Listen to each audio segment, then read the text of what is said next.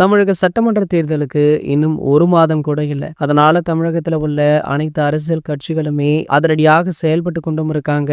குறிப்பாக புதிதாக துவங்கப்பட்ட தமிழக வெற்றி கழகம் இந்த முறை ஆட்சியை பிடித்துவிடும் போலயே அப்படின்னு திமுகவே வாய் பிளக்கும் அளவிற்கு அவங்களுடைய செயல்பாடுகள் அதிரடியாக இருந்துட்டு இருக்கு. தொடர்ந்து இவங்களுடைய வேட்பாளர்களை அறிவிச்சிட்டு இருக்காங்க. சமீபத்துல பாத்தீங்கன்னா ஒரு சில வேட்பாளர்களை அறிவிச்சாங்க. இதனடுத்து நாளுக்கு நாள் வேட்பாளர் அறிவிப்பு அதிகரித்து கொண்டே போகும் அப்படின்னுமே சொல்லப்படுது. தமிழக வெற்றி கழகத்திற்கு மக்களிடையே எந்த அளவிற்கு ஆதரவு இருக்கோ அதே அளவு ஆளும் கட்சியான திமுகவிடமிருந்து எதிர்ப்பு தொடர்ந்து வந்து கொண்டே இருக்கு. என்னதான் அவர்களை பற்றியும் தமிழக வெற்றி கழகத்தை மென்ஷன் பண்ணியுமே இவங்க நேரடியா விமர்சனம் பண்ணல அப்படின்னாலுமே மறைமுகமாக பலவிதமான வேலைகளை பார்த்துட்டு இருக்காங்க. அதுல ஒன்றுதான் சமீபத்துல நம்ம சங்கீதா அவர்கள் விஜய்க்குரிய விவாகரத்து மனுவை லீக் பண்ணது. இந்த விவாகரத்து மனுவை அவங்க டிசம்பர்ல பண்ணாங்க. ஆனா தற்போது அந்த புகைப்படம் லீக் ஆக காரணம் என்ன, அதை யார் லீக் பண்ணா அப்படின்னு பாத்தீங்கன்னா அது திமுக தரப்பு தான் அப்படின்னு பலருமே சொல்றாங்க. இது ஒரு பக்கம் இருக்க, தற்போது தளபதி விஜய் அவர்களுக்கு